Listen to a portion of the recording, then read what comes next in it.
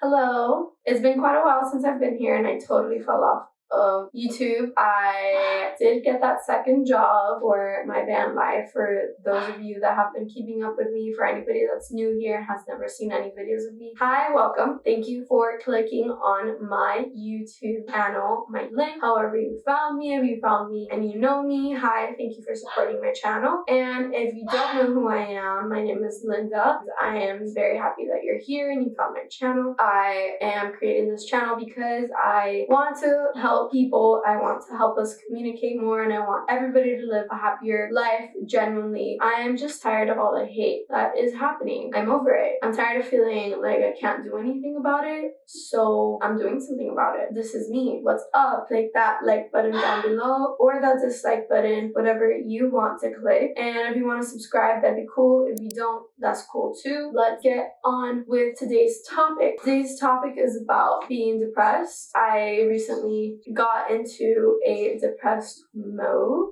I don't know how I feel talking about it on the internet. I don't know about how I feel about the title either. It makes me feel a little bit exposed. It makes me feel like people are gonna think something's wrong with me, and you know, that's just something that I'm willing to overcome to help people and to help you if you are feeling down today. You're not alone. I've been there. I probably will be there again on my way to healing because I'm not healed yet. And by healing, I mean like my traumas and all that. I want to uncover them up. I want to do shadow work. If you know what shadow work is, don't know what shadow work is. The shadow was defined by CJ. Fuck my fucking bird.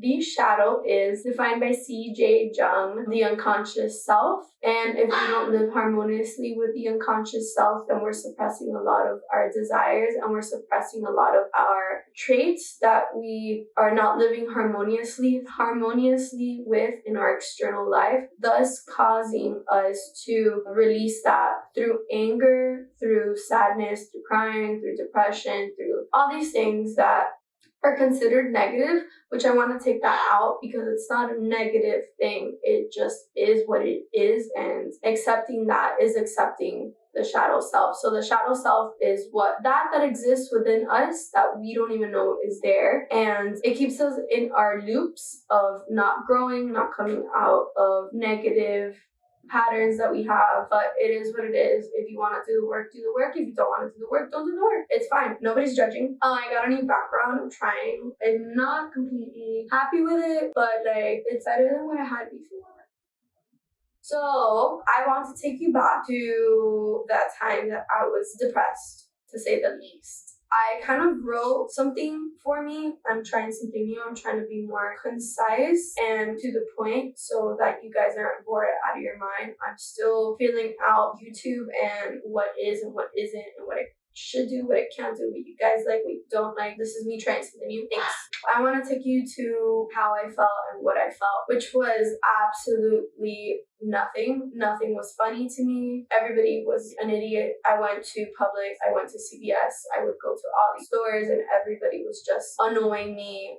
Like, either you're walking too slow, either you're walking too fast, either your wardrobe is ridiculous. People were bothering me. Driving was bothering me. Anything would make me angry. And like at an alarming rate. For example, that week that I was not feeling myself, I went to the bird shop in like South, and I was walking in like the road. There's this place, it's called Collie Square, and I was there, and it's a place where people go to eat. There's like little mystical shops, like a cute little place. And like I was walking towards the store, and some girl just honked at me in the rudest way. And yes, it shouldn't have been like in the middle, but like, oh man, I got so upset. I just wanted her desperately to get out of her car. And I just wanted to fight this woman because she was so rude. The way that she honked, it wasn't like a cute little like beep beep, you know, like, hey, can you please get out of the way? It was like, move, bitch, get the fuck out of my way type. And then I just lost it. And that little scene stuck with me to way after. Like 3 days after, I was still thinking about it. I was just trying to get over it and I couldn't. I was so mad. I was so upset at her. I wanted to fight her. That was something that I was experiencing.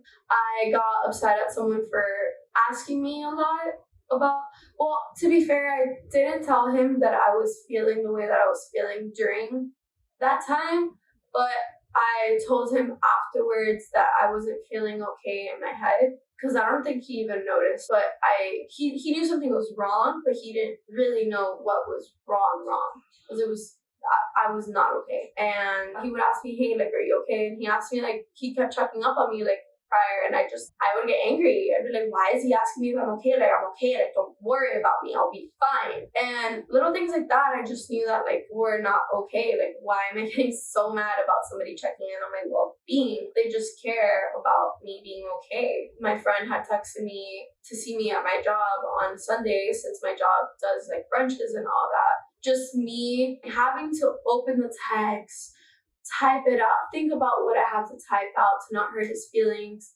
type it out and send it. I had to tell him that, like, please don't come see me today. I don't feel like, I don't want to see anybody. I don't want to talk to anybody. I don't want to see you. Pretty much is what I said. And I felt nothing. If I'm being completely honest with you. He texted me back and he was like, oh, like, like, I'm here for you if you need anything. And I was just like, what can he do for me? Like, I was just in that headspace. I was just like, I was not okay. I don't know what the hell. So yeah, that's pretty much what I felt. I assume it's because I stopped smoking pot, weed, marijuana, whatever you want to call it. I stopped smoking because I depended on it to feel calm. I depended on it to go to the grocery store because I wanted to feel calmer. If people were in my way, or if people were doing something that I was not comfortable with, or if people were staring at me, whatever it may be, smoking pot made me feel better and made me feel like, I don't really care. But like sober, those things really get to me when I'm in the outside world. And it was just something that I didn't want to depend on, and I've been knowing that I had to heal that for a while, but I just kept like, one day I'll stop, one day I'll stop. I finally did it. I finally stopped. It's been, I don't even know how long it's been, but what's really weird about it is that it took a while for my brain to be like, oh, you're not smoking anymore. And then I got into that like depressed stage, because I had not been smoking for quite some time and I felt fine. I still had that little urge here and there before going to work. Like, I wanted to pick up my stuff and, like, I usually would smoke it on the way over there, but I didn't. I just didn't. And it took a while for my brain to catch up. I also assume that it's that happened. It was hard nonetheless. I also got a really down low because of everything that's going on in the world right now. I take it to heart how we are so divided in almost every single subject, and just the mere fact that we are not able to have a conversation with each other and really step into each other's shoes and see why another person might be saying that, feeling that, really aggravates me.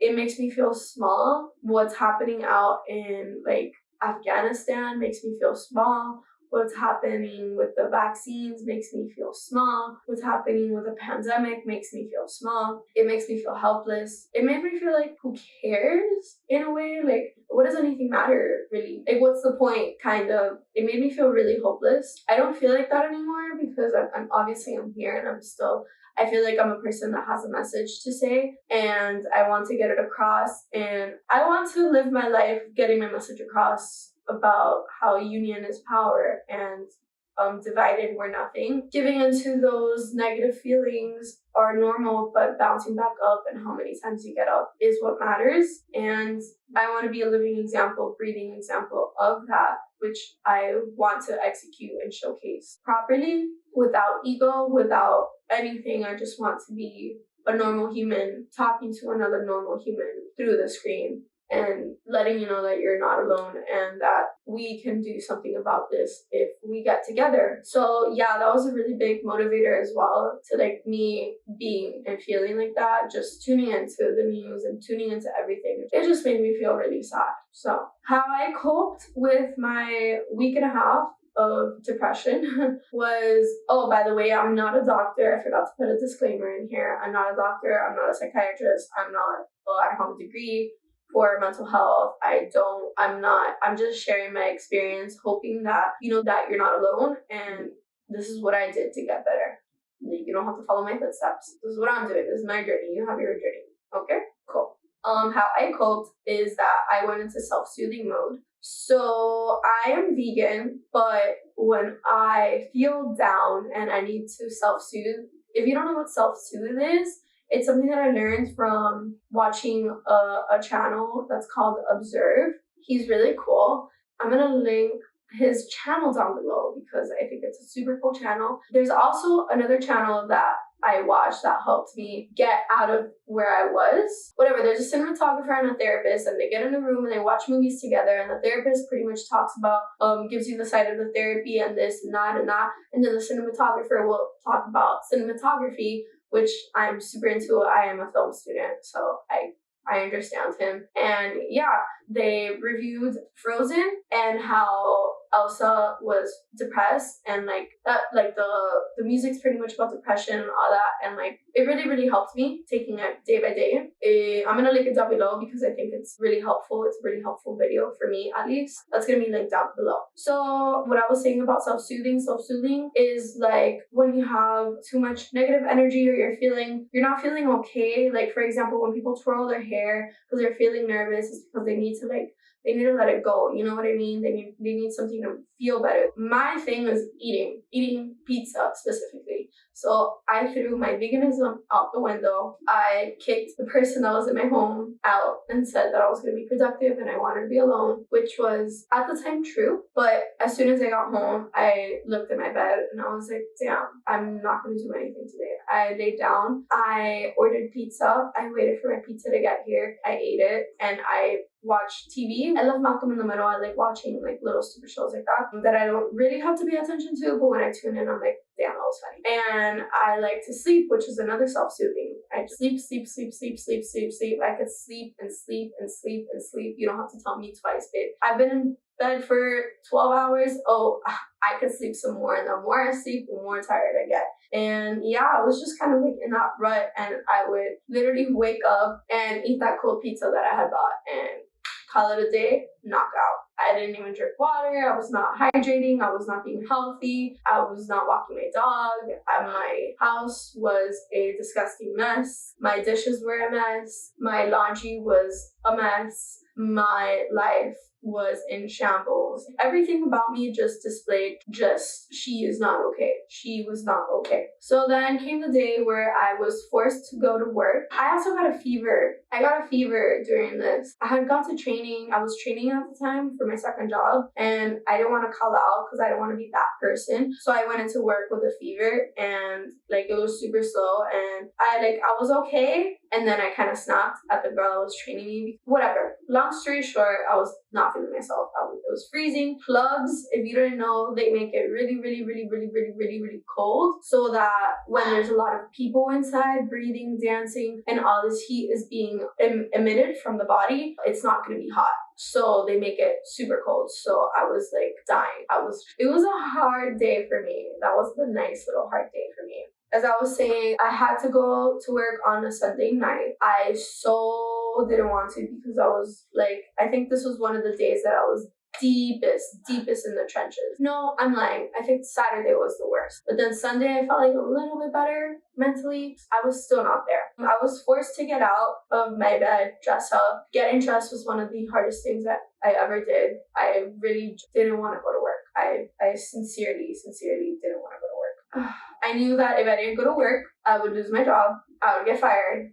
I would no longer have money to pay my rent. And all these thoughts like just escalated in my head. And I was like, you're going to be homeless. And then what are you going to do? You're going to be depressed and homeless. Like, you're just going to fall deeper into the hole. Like, you can't do that.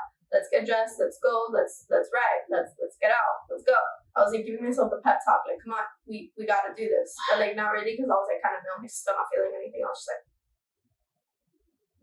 like Daria. Imagine Daria, if you don't know that show, I'm sorry, but imagine Daria trying to give her friend a pep talk because her boyfriend broke up with her and she just really just doesn't care. But like, you're her best friend, so like, I'm gonna try, but like, I just don't care. That was me to me, for real. I didn't want to say hi to people when I walked into work. I didn't want to talk to people. Talking to my tables felt horrible. I hated that I had to fake my feelings and put a mask on and pretend that I was okay because I'm in a work environment and, you know, like, it is what it is. That's just what I have to do. And I make my money off of tips. So if you got a mean waitress, I'm sure you're not going to tip her because what's wrong with her? Like, she's being so mean. My coworker had asked me if we wanted to share money, which is we're sharing our entire section and your money is my money. And, you know, it just sometimes works easier that way because when you have big parties, which is like more than 10 people, it just like clashes, like that table is mine, so now you owe me a table. And then we usually avoid all that, and it's just a lot easier to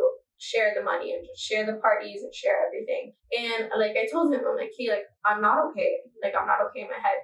And like, he's usually like a jokester, and like, I'm a jokey person, like I joke around a lot. He like kind of looked at me and he was like, what do you mean you're not okay? Like, did you go to Space? Space is like the techno place, like, and he was just kind of like, okay, like I was expecting him to be like, let's not cool, but he didn't seem to care because I don't think he knew where I was at. Like, he kind of made a joke about it, and I was like I was just looking at him like, yeah, like, I'm not okay. He's like, okay, well, fuck me, and he walked away. And yeah, that was that. We pulled the entire night, and during the shift, it felt really nice to have people make me laugh. I was in that state, and nobody was able to make me laugh. Nobody until that point that I was around people that I had a few people that are just really funny, and like, her name starts with an A. She's a bartender. Hilarious. Like, me and her like throw jokes at each other like 24/7. I love her. She doesn't know this, but she pulled me out that day. She pulled me out. She reached her hand out and she pulled me out. And I'm so grateful for her for that. And I'm so grateful that I was able to laugh that day. As the day went on, I felt a lot better during the end of my shift. I felt a lot better because I was interacting with people. And I don't know, my headspace just felt lighter. Didn't feel A-okay yet, but it definitely felt lighter. Then I had this weird interaction with this older woman. She wasn't like an old lady. She wasn't in her 30s, you know. She had to have been like late 40s, early 50s. And I greeted her like normal, like with a smile, like well, I was wearing a mask, you can't really see it. I was greeting her normal, you know, it was all fine. Like, she was actually really cool. I actually really liked her. Like, I felt like I was kind of genuine at one point. In the middle of my service, she kind of interrupts me and she looks at me and she was like, are you okay? And I was like, what do you mean? What do you mean? Of course I knew what she was talking about, you know, but like, I was like, what do you mean? I've never had a table ask me genuinely, like, are you okay? Like, you know, it's not like we were having like a conflict or I was treating her incorrectly or like, you know, it wasn't that she was mad or she was upset with the service. It was just like, she was genuinely asking me, hey, are you okay? And like, it's crazy that like a complete stranger could totally, like, none of my coworkers asked me, hey, Linda, are you okay? Nobody, not one person, but she did. She's like, hey, are you okay? And I was like, yeah. I'm like, fine. What do you mean? Why are you asking me that? And she's like, your eyes, they just look dead. And I was like, yeah, I'm okay. And she kind of made and I made like a back at her, and like, I laughed it off. And like, whatever, we just continued, and everything was fine after that. But it was just like crazy to me that a random stranger can notice that I was, you know, not okay. I wasn't okay. I'm being completely honest with you. I was not okay. That was my experience with my week and a half of feeling numb, depressed, like I didn't care, like nothing mattered, the world just sucked. It was horrible.